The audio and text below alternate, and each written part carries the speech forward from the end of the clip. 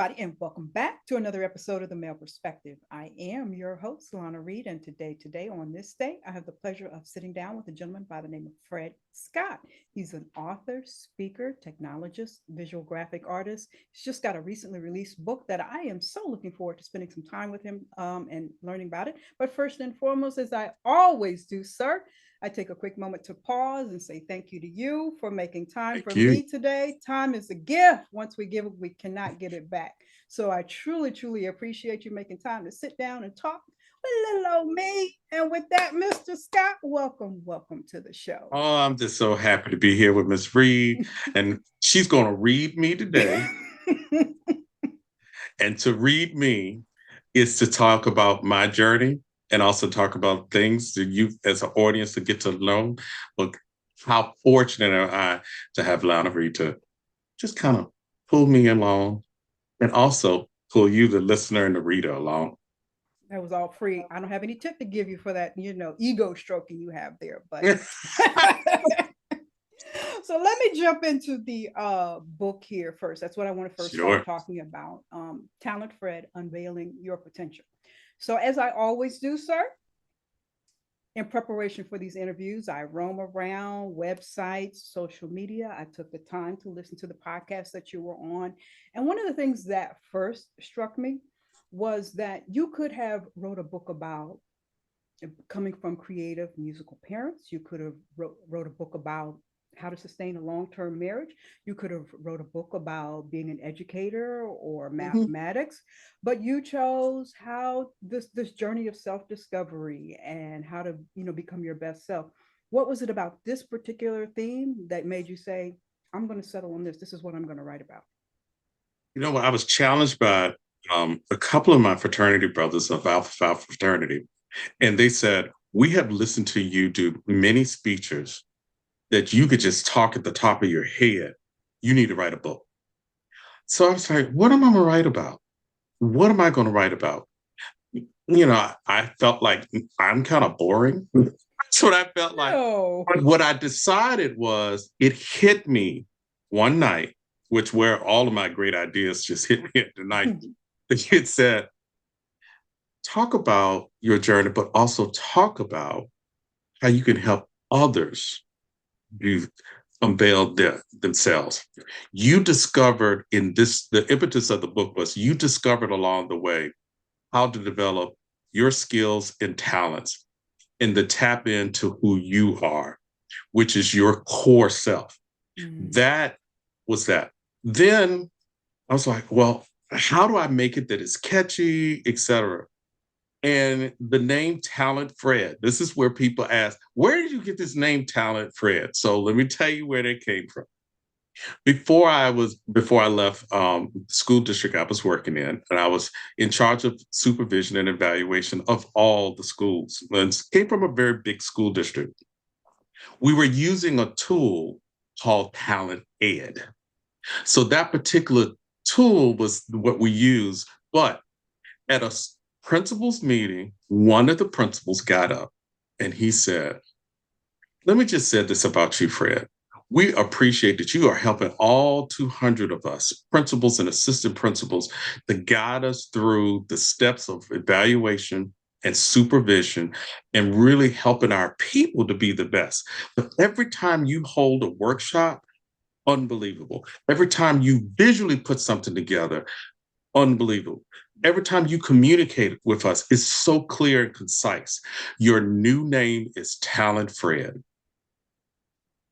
So of that name has stuck with me even into the corporate world. So they'll call me TalentFRED. I own it. That is what's on it. So out of that, then I decide, let me take the word talent and truncate it because I'm going to write about something. And I went, T. What's the first thing that one must do to unveil their best self? They got to triumph and get over the pieces and parts that is holding as a roadblock, which may be their mindset, their way of empowerment, and looking at those things. Then the second piece, I said, well, let's take the A in talent. What's the next thing? Once you get that, well, then I'm ready to achieve. I'm ready to achieve. What does that look like? Mm. Then I said, oh, the L is going to be, it's time to lead. Not just lead others. Before you can lead somebody else, you got to lead you. That self-leadership is so important because once you can identify how you can lead yourself through whatever you're trying to do, then I do talk about in the book about leading others. Then the second thing, if I'm going to try something, whatever that goal is, I'm trying to achieve it, and I'm going to lead myself, you better educate yourself. Well, what does that look like? Getting the resources and components to do so. And then as you're walking through, then the next part of the N in talent, I said, which was a personal part, you got to nurture yourself, taking care of the social, emotional, and physical well-being. And I talk about a personal story I went through because I was doing all of those things. But then when it got to nurturing, I wasn't there. I wasn't able to successfully, what was holding me back? And then the last part was the T, is now when you hit that, my mother always used to say, well, once you accomplish that goal, don't you think that you're going to sit on your laurels? Now you got to thrive and go beyond that. Yeah. And this used to always tell me this one little thing. And once you achieve that and others look at you going, he did that. He said, don't play me cheap. She said, because that's your value. There you go. So thrive, achieve, lead, educate, nurture, and triumph, I'm sorry, and thrive was last. And one of the things I wanted to do with that, I can't believe it messed up my own triumph. That's okay. Triumph, we on the achieve, spot. Sometimes it oh happens. my goodness, we I can't believe I did that. But the point is, in the book, not only do I give a piece about me, but then I give pieces about research as it supports that. And then they get to the end and go, now it's time for you to do your own self-reflection exercises. And those self-reflection exercises is for you, the reader. And that reader gets to see in graphic organizers that are in color for them to do. So that was one of the things, because I knew as a visual artist that visually we can turn pages of the book and then fall asleep. But I wanted to add graphic organizers, put it in color to capture that, and for that reader to kind of write things in there that would be self-reflection for them. That's why I called it the TalentFRED, taking talent, and they're unveiling their potential, walking through each one of the steps, which actually creates a roadmap. So when they get to the end, all of a sudden they go, this is what I said. Oh, now put in your timeline. When do you want to do it? And then once they do all of that, then I end the book with a personal letter to the reader to give them motivation and also affirmation that they can triumph, achieve, lead, educate, nurture, and thrive. Beautiful. I like that. I like that. Well, let me be nosy. Go ahead. And in the effort of time, because I don't have that much time, let me just take the first and the last T, the triumph and the thrive. Can you give an example of what that looked like for you personally in your life at some point? Oh, I've had many things that I had to go, I need to triumph this. One was, I told the high school kids I was working with is I knew I was so shy, but I want to triumph in becoming someone to take my talents and maybe lead it, but do something. And I said, join the yearbook. I was scared to join an organization, but I did research about it. There were things I wanted to educate. And then I said, okay, I'm going to lead myself to do some things there. And I also modeled or looked at those things. And then the thrive part, as a high school kid, and I can just think of so many pieces, but I'm just giving you an example, just to go down as low as that, is my high school yearbook never had the senior class in color. And I designed the book. They let me do that. And with cooperation and collaboration with others, I said, let's put the senior class in color. From that year on, it has been in color since then, and incorporating the visual part. So that's where I came in. So the thriving. And then once I left there, then I had said, I'm going to lead that. So when I got to Hampton University, I became the yearbook editor for Okay. 3 years. And the university said to me, here's the piece you're going to have to triumph. Our students haven't gotten a yearbook in 10 years. They weren't getting it. It wasn't of quality, da da da da da da.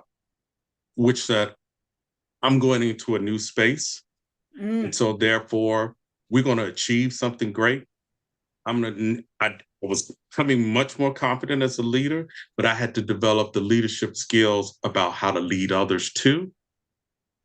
And in that process, learning how to do shared and collaborative part and thriving, we end up having phenomenal books. And from that point on, the university still has it, but we won several awards in that. And I'm still the only person who's held that position. I could talk about my career, all of those things. So that triumph and thrive, once you hit that, then you reflect back on, I did do it. So now Awesome. how can I do it better? That's right. Once you know you have that confidence that I can do this. Hey, let me get. But wait a minute. But I'm gonna switch subjects here because you went to Hampton and the yearbook was Hampton. That's legacy. That's history. We didn't have a yearbook. We had it, but the book would come back a year later. It was Okay. never on time. So students didn't get it. So when So they much sat down with history at me with the Hampton. yeah, when they sat down with me with from the administration, they said, either you're going to reinvent it or not. And I knew I was serving the students Okay. and I wanted to capture their memories. And I wanted them to have that book before they left that campus. And we were successfully able to do that. I took back from what I did in high school, bringing more color into it, capturing the visualization. I used to go, photographers, we got to capture the moment. Copy team, you got to be able to write the story through it. Let's tell the lens because there's going to be a day when those students are going to become older and they sit down a reunion and they open it up and they want to be able to, who was that? What was that? Mm-hmm. All of that was a great foundation that laid pieces and parts because once you develop a roadmap and in the brain, the dendrites that grows, and that path that's in there, there will be other opportunities that come along, like I've done in my organization with education. All of that comes at a part.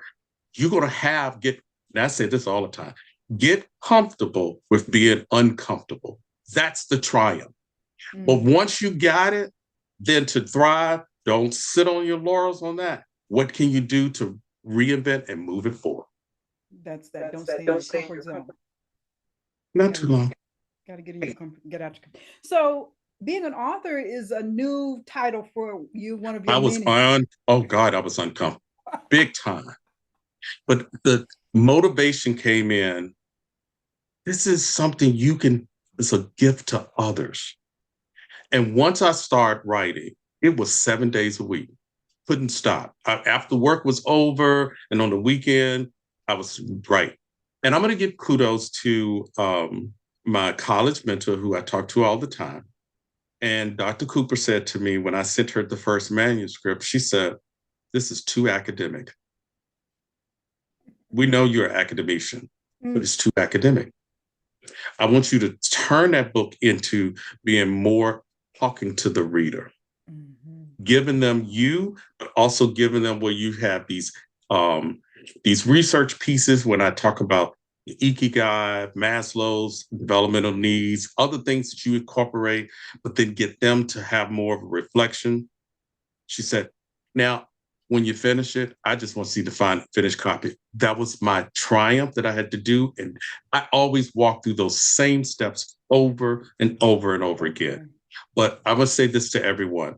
As you're doing whatever you're doing, don't forget about yourself because you can get so wrapped up in achieving and leading and educating, nurturing yourself in that social emotional being and physical being can take a toll.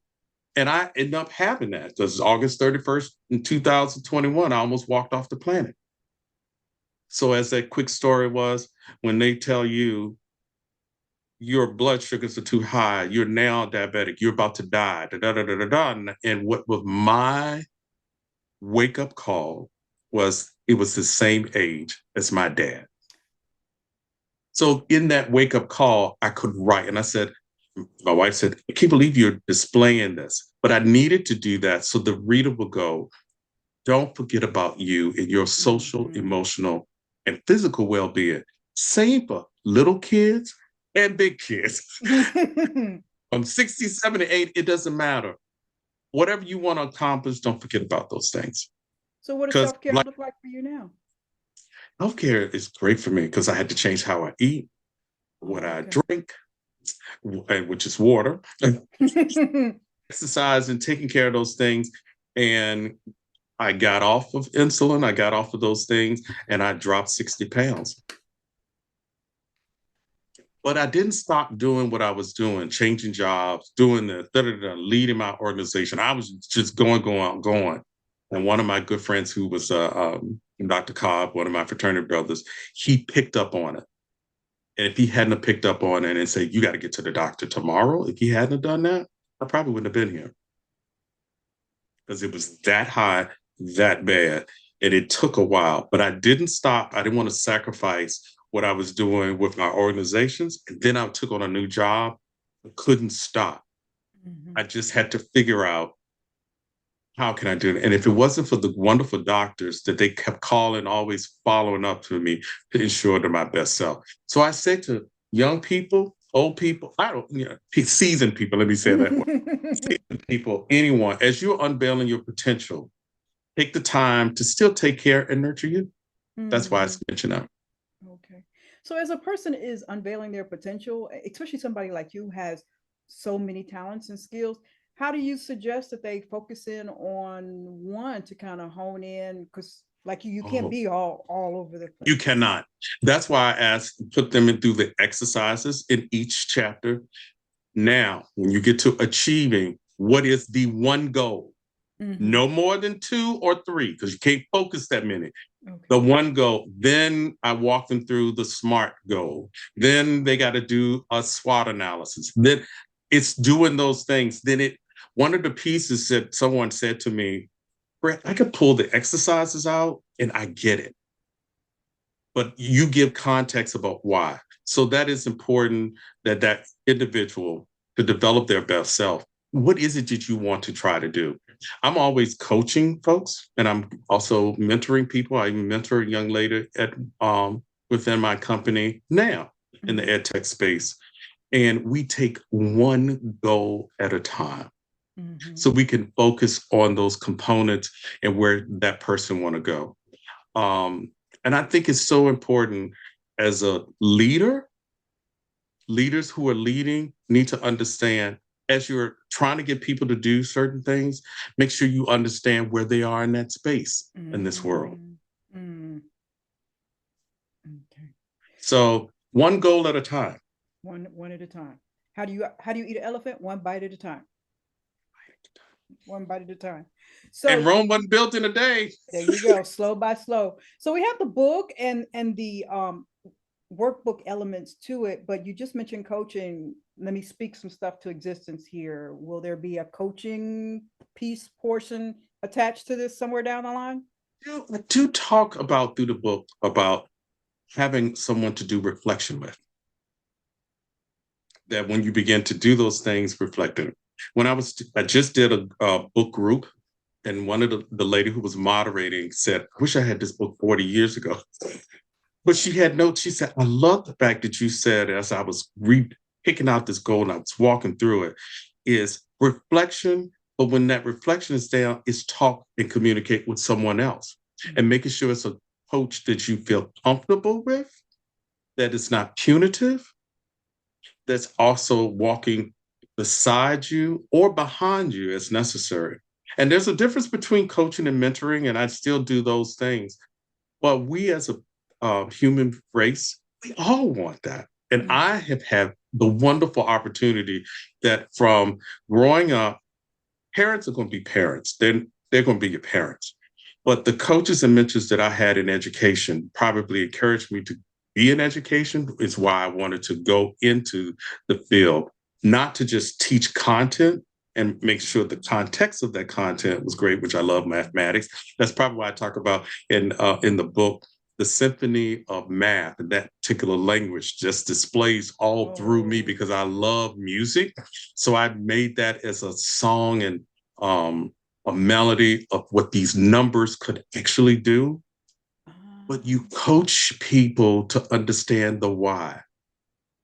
And when you mentor them, you're letting them walk their personalized journey and you're helping them along the way. Sometimes they just may need an elbow. Can you hold my hand? Can you hold my heart? And then there's sometimes you just pull back and let them walk and make their mistakes. So as folks have asked me, which you asked a good question, the next book, what would that be? I have an idea, but that one's going to maturate to even something more, but who knows? But I let God lead me in that direction.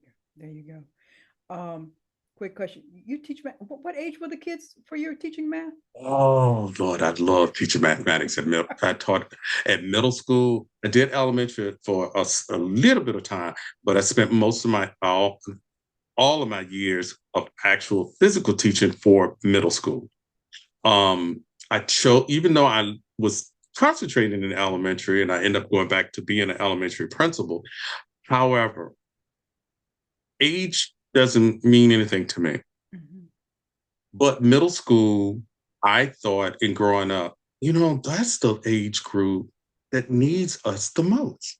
It's a transitional time for them. So I wanted to teach at that level. And I love teaching every single day. And thank you to the opportunity to Richmond Public Schools, where I spent the first 14, 15 years teaching there. And then I moved to another school district in the suburbs of Chesterfield County. But my groundwork there with urban students meant the world to me. Beautiful. And every day I was learning from them as much as they were learning from me. But again, to those teachers out there and to those educators, let me empower whether you're African-American or not, and especially our males that are in the space. Professionalism is first. No, not as first. Let me start again. Knowing your content is first. Okay. Learning the art of teaching, then professionalism, and keeping the expectation high. I don't care where you are. It's important. My father said to me, always look like you're something, and people will treat you like you're something. So in that classroom, it was important to know what you have to know, use the best tools and strategies to your tool belt. So you use that with kids, but also understand who you're teaching and why, and enjoy the space of. And I'm gonna say this, for those who are saying it's not enough money, it's not enough money. Well, education's been like that for decades. Forever. If you are going into it for money to get rich, you might as well remove yourself. You're going to have the mindset. This is why I say on chapter 1 with Triumph, the mindset that I'm going to go in here. I really want to make a difference. And 2 things I wanted to always do is to add value and impact. So having kids coming from all different walks of life, it's important. And I think it's important for those educators, and especially our men that's in it. And we need to be in it because I know 88 or 89% of the workforce are female. We need to be in that space. They need to see someone that looks like me. And I think that's important. So there you go.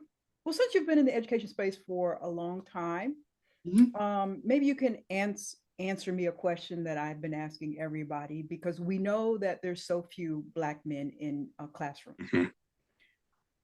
What do we have to do to get you guys there? More of you there? In our society, the man is the head of the household, and the man wants to feel like I can make money and live. So we have presented the options to be very few. You either go into this space or that space. We don't talk about where the space of education we could be in. And it may not pay you right away, but it's going to pay in dividends in so long. So those to get us in there, those programs like Call Me Mister that's out there, and those are some schools are doing that. I think we need to start at the high school level because someone did that for me about the value of being in education to teach others. If we start seeing those who may have that skill set, and somebody did it for me, going, and I went, well, I want to go in that.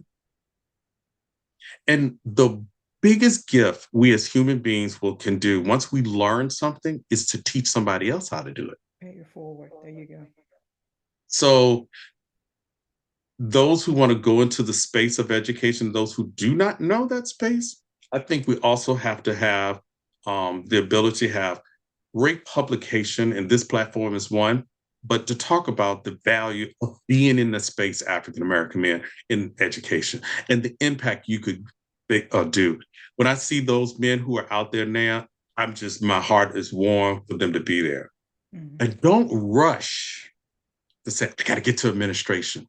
Take the time to maturate and learn the art, teaching first before you move up the ladder. It will pay off to have the longevity. Somebody said, Fred, you have been in all these different roles. I took the time to learn art of teaching and what I studied to become and what that looked like to practice. That's what doctors do. Those nurses do. That's what you do. That's what lawyers do. Once we do that and have that respect for that, then when you're ready to lead, then let's talk about what that is.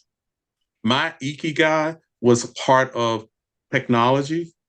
And man, I'm telling you, I remember when the first computer first came out. Oh, those big old honking things, right? And the first Apple, and I had a principal, he said, would you like to know and learn this? I was like, and I saw, what could this do? What could this impact in education? So technology was something I became really passionate about. Mm-hmm. And I love what it could do, and then start incorporating that. And that's why I went to my grad studies was at Columbia University in that space. And then leading others through that, which I think I made I know I made a wonderful impact with folks, which led me to other opportunities, but I never forgot the core foundation was students learning and those educators who are teaching around them to support them. That's always important. So in the corporate world now that I'm a solution engineer, I understand the space and I'm able to present the software platform as a solution engineer to school districts, but I understand the context in which they're doing and the content, and I can hear their gaps, what they're trying to accomplish with employees that impact students. Okay. You mentioned that you suggest that they really understand this concept of teaching. They really get that. And I'm assuming, correct me if I'm wrong, even as you elevate to administration or whatever, you're still in this constant task of teaching, correct? Correct, because once you become that administrator in whatever the level that you're on, because I was in curriculum instruction, technology, school, central level, the core is still the same. And understanding what people are trying to do in the classroom, those who are supporting them around it, all of that is important. It's the same thing, and that's tantamount to saying that doctor that is learning about the body and what to do there.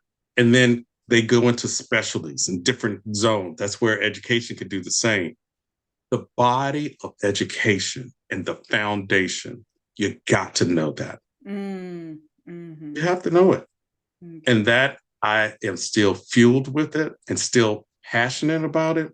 So therefore, in my book, when I talk about the Japanese term ikigai and what that means about passion, the mission, the vocation, and the profession, I love what I do. I love the profession. I love what it is doing for impacting kids. But it's also one thing is then the world needs my skill set. Therefore, my profession is still there. I may keep changing. So when somebody said, "You're in your 60s and you're still doing it?" Oh, heck yeah. Yes, and And when I in that chapter, like the Japanese say in the blue zones, you move to the next thing that is where your core value. If it means I'm going in to do other things, so be it. But at this particular point, I'm doing where the Lord has led me, and I'm happy to be in the space of education. Yes, I've gotten job offers to go and do other companies and et cetera to work with them. Oh, you have great presentation skills. You can do, but I love the space of education. That's beautiful. Something about being responsible for the mindset, the knowledge, the skills, the curiosity of the future Yes, generation. You just can't beat that. you cannot. I'm pretty sure you've had the experience of so many kids coming back and saying, if it had not been for you, Mr. Scott or Fred. You can. You go ahead and read me. Read me. You must have read something. Read me. Read me. Because today I'm walking out of the store and this lady and a young man, he's younger, come up to me, "Mr. Scott." And I'm going, "Oh boy." And when he said who he was, I went, "Oh man." He said, "When I had you in the 7th grade, and to this day, you were the best teacher I ever had." And I said, "What did that look like?" He said, "Your expectation There you of go. us." Then the content, we all dug into it. And you wanted, and you stayed professional the whole time, but you also wanted us to achieve beyond what we were not expecting. I said, because I knew for our people, we needed to Bar is go high. beyond and we needed to push. And it makes me so happy about all the students I've taught that I've heard from who are engineers, doctors, et cetera. And they said it was your classroom that made the difference. And that's where and I said, and that's what I got paid for. There you go. It wasn't the salary, it's that. There you go. And that warms my heart that I had that opportunity. But today I had that experience. And he said, "I want you to come to my wedding." Sure will. Oh, wow, to see the growth. That is I even had one of my beautiful. former students who wanted me to meet his son who was becoming a teacher. And he said, "I could think of 2 people in my life that I think my son needed to interact with." So, as those educators who are out there, I don't care if they're in kindergarten, 5th grade, 6th, 10th, or 12th. If you're an effective, an SEL, and highly driven to have high success for all, it's going to come back in dividends that you just can't pay for that. That's You right. really can't. That's right. Your purpose and calling, Your purpose and calling. Once you know your purpose and calling, and I've stayed right in that zone. And it's because my parents, they said to me, "Find your journey. We're not going to, we know you have some great gifts and you have multi-talents. We're going to support you through that journey, but you have to walk it." And so when you unveil who you are and your skill set, it's no greater place to be. And my mother said there will be people that may not understand your journey and that you may lose them in the long run, but don't lose your soul. There you go. That's a terrible feeling to wake up and look in the mirror and be like, I don't know who I am. Boy, Who am I doing but this for? you read me today. Who am I doing this for? You, Harpo. There you go. All right. I think I got 2 more questions for you, and I'm gonna let you go. And then I'm gonna do my random question because I've talked to you all day here. My apologies. No, love it. So as I was being nosy and roaming around Facebook, I see you and the missus have over 3 decades together, right? We met in the 6th grade. Beautiful. I love it. So I think it's 55 years we've known each other. And she will tell you this. She's probably listening. She will say this. She told her girlfriends in the 6th grade, "I'm gonna marry him." There you go. Name it and claim it. The Lord is my shepherd. I see what I want. We did not get along in the 6th grade Isn't that because how it is? she was shorter, and they said, well, her name, we're gonna have to, we sit in alphabetical order, and she's gonna have to sit in front of you so she could see the board. I kept pulling her hair. Oh, ain't that like the little boy who got a crush but don't know how to articulate it? And we became great friends, and we stayed friends all the way through school. And she said, I watch you become evolutionized. And then when I graduated from college, that's when we started dating. But the core foundation was we had a friendship that was already there. So yeah, we've been knowing each other a good while. Beautiful. But I think one of the things that really touched me is because in these modern times, they like to say that a long-term marriage is really not possible, especially when it comes to us in the Black community. So I just wanted, I was like, yeah, see, well, there's one. And what you got to say about them? They've done it. But with that being said, especially incorporating talent, any ideas, suggestions, advice on how to have successful partnership, leadership? It ebbs and flows. Sometimes one spouse leads, the other one leads. Any advice? I think one of the first thing is the communication part, because we've gone through those spats in time and growth things of communication, but the core is we still have respect for each other. We still talk about common goals. She pushes me just as much as I push her. Mm-hmm. And we still love each other. That'll never go away because we had a love that was already there. And people see us and go, they just like that. And our kids came from us. And our families love them. And my 2 children, Neil and Whitney, born on the exact same day, 3 years apart. They came through. They hate birthdays, don't they? No special day for them. No, they don't. They don't hate it. They love the fact because they love each other because we made them very special. And we love our 2 children. And both of them had their difficult time. I had one that was a premature child. The other one had some other challenges. They're normal kids. And they really are, they're from us, and people can see that. I'm most proud of who they are as human beings. Beautiful. I couldn't ask for anything more. Did they go into education? They just give me some grandchildren.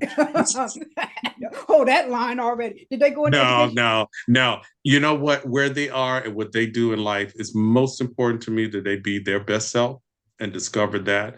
And it's my children who are, my son, who's with his entrepreneurial background and business, is helping me with one part of my business, and my daughter with her communication and marketing. She's the one that's helping me on the other side.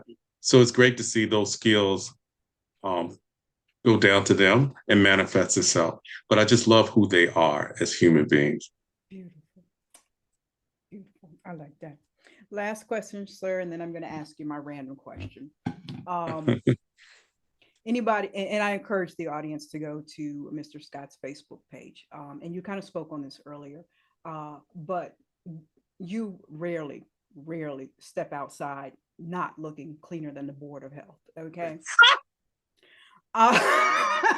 There's just, you sharp all the time. I saw some shoes. I said, "Whoo, that brother cold, ice cold." So here in 2024, there's a lot of pushback. Dress code has become really lax. These young folks are saying us older generation folks don't know what's going on. Could you explain why dress code, your visual presentation, is still relevant and important here in 2024? Your visual presentation is very important.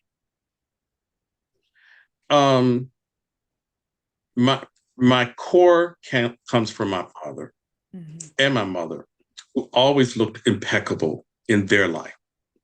My father was probably he could just put on any color and dress. And he said, let me share this, son.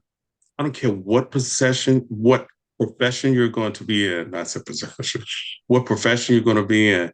But if you look like $1 million, you act like $1 million. And people will pay attention to your voice in the profession, even in the corporate space. My colleagues will go, oh, if the sales team, we're going on a sales call with Fred, we better make sure we have on a shirt and tie, etc. It's respect. Mm-hmm. Mm-hmm. When we start disrespecting each other, one of the things is how we look. I know folks, oh, the generation, da, da, da, da, but roll back the hands of time or go into an interview. You're still going to try to look like something. Mm-hmm.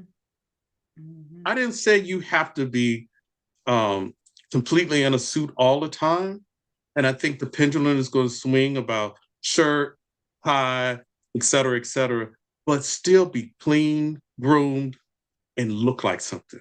Mm-hmm. Enhance yourself with the opportunity of dressing in things that's going to make people pay attention to you. Because if you want them to hear you,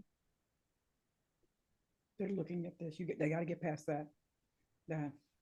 And you know, one thing my elders used to always tell me: when you step outside, you don't just represent yourself; you represent all of us. So you better. And you know, in the classroom, I dress every day. No casual Friday. Mm-mm. When I was a principal, dressed every day. And then I didn't realize that the little boys at the elementary level start wearing ties to school. Oh. And you know, it's something to be said when you put on something and it makes you look, feel good. Your whole demeanor, your whole presentation and style. And even when you walk in a store, that confidence. So I love clothes. I don't. I love clothes. And my father taught me to appreciate that the value of what clothes will do. And he said, don't be afraid of color. My son, for the first time, went for me to a shop and he said, well, Dad, I want to start wearing. But my dad, it was not a choice. He was like head to toe. And my father was in the blue collar world. But still, yeah. Our presentation. I know he would be in seventh heaven seeing my son is just looking. And my mother used to be dressed all the time. And she would, anytime I would visit her when she was in the nursing home, she would look at, ooh, nice shoes. I like those shoes. Love your suit. Now make sure you do so and so. And I love the fact they said all the time, look the part. There you go. It's nothing greater than to look the part. Even when I'm traveling, if I get to travel for business and I'm in an airport or whatever, and somebody said, I just love that jacket, like that shirt, like that shoes. Also, it opens up the conversation. They go, what do you do? I've gotten several opportunities to connect with people because of that. There you go. There you go. Set you apart.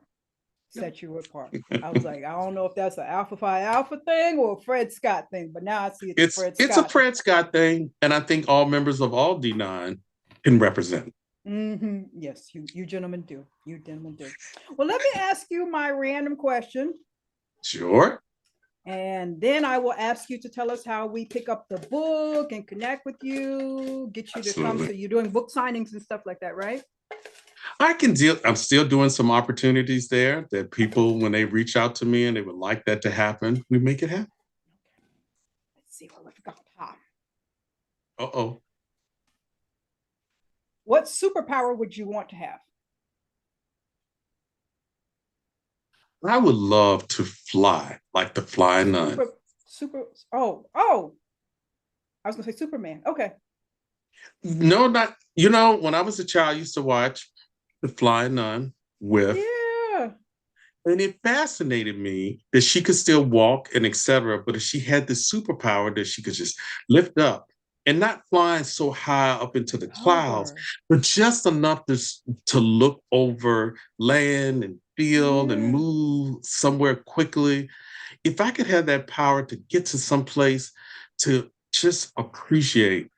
Thank you to my company that anytime I get to travel, I just absorb it in. And then some days I'm going, what if I was just like the flying nun and I could fly just a little bit above just to get that scope and see. Airplanes a little bit too high, but it's great when it's coming right down to kind of see the land. And when I was in grad school at Columbia to see New York City, and it's like, beautiful. And I think the mountains, the rivers, the beaches all over just our country in itself, to see different parts there. And that superpower, if I could just lift up and not drive, not be in an automobile. And also maybe if I had the power to take someone with me to explore the beauty of our places where we are now. Oh, that would be a beautiful thing for you and the missus, right? Come on, latch on, let's go. All right. Well, sir, how do we pick up the book? How do we connect with you and all of that stuff? Just give us the lowdown. You can first reach me at TalentFRED.com. On that site, there are 2 links that you can go get the book from Amazon. Or if you said, I want an autographed copy from him, there's a link there to go and get an autographed copy from me on that. So it's there on Amazon. Also for those independent bookstores, those colleges and universities, and, oh, we want to put this in our building or school. It's on Ingram Spark for them to do so. Okay. Love that aspect. But I also have the ability for the person to go, as I was reading this book, it worked well with a cup of coffee, and I would like to take notes. I don't want to mess up my book.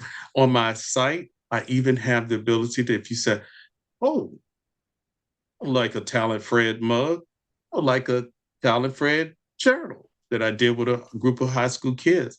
So I've expanded the brand, but TalentFRED.com is where you can. The book is already on Amazon. I'm happy that the reviews I've gotten, all 5 stars. So a lot of people are responding there. You can get it there. Love to hear from people, respond back to me. I do have social media sites. I have YouTube, where I'm posting there. I'm on LinkedIn. I'm on Instagram.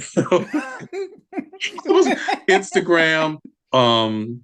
And those are and Facebook. Those are my popular ones that I use, where I have more than 3,000 followers. But social media, then TalentFRED. When in doubt, TalentFRED.com. And if you said, I really want to connect with him because I've gotten some opportunities to speak to people, whether it's from a group, an organization, or a corporation, I can do those things. Send in a request right through our website, which my daughter built. There you go. That's how I got in contact with you, Miss Reid, because she still is reading me. That's how, and I will follow through, and those are opportunities. Because if I can do it, this is my life philosophy. As long as I pass along the way, I want somebody to feel that my living is not in vain, that I'm able to give value and impact to others. It's not about me. It's all about serving and helping others. Okay. And I know you've pivoted to another career at this point, but if there were some parents who wanted to bully you into teaching their kids math, could a group of them convince you to come out and do some math classes? I love what the Japanese said with the ikigai. Once you close the chapter, the chapter is closed. Okay. It may be reinvented to do something else. Okay. But I'm not going back in the classroom because I'm not going to take steps backwards. So there are many more opportunities to impact and do that. Do I teach every day to somebody? Do I incorporate math in something? Yes. But if they ask me to go into a classroom to do something, I would do something. I'd be just as comfortable to do it. But to go back to where I was, I'm not going to regret. There's too much in front of me that I still have yet to do. There you go. There you go. Beautiful. Well, Mr. Scott, Mr. Fred Scott, I have truly enjoyed spending this time with you today. I am just tickled. I am blessed. Head is just exploding with information. I just appreciate it. I love what you're doing. I just love your energy. I love who you are. I love what you're pouring into this world, what you're leaving behind. Beautiful, beautiful. And tell the wife and the kids, don't be fighting over the pictures and the website. We all. Well, guess what? We all a team. It was my daughter who selected the picture that I posted for my birthday. She said, that's the one that's going to exemplify the new dad. And I like how you look, Dad. You have permeated a new vibe that others will, and if you can spread that with others, so be it. All righty. We're going to go with what the daughter said. And thank you for what you are doing in providing out there to the listeners. Because if you want somebody to read you, don't you like that? Tagline. That's going to be my new tagline. There you go. And I really thank you for this particular opportunity to have this moment in time. And any other folks who would like to have that moment in time to dive deeper into something else, I am more than open to do so. But thank you so much. Thank you. And continue to do what you do. That is all for this week's episode of The Male Perspective. I am your host, Lana Reid, and I will see everybody next time.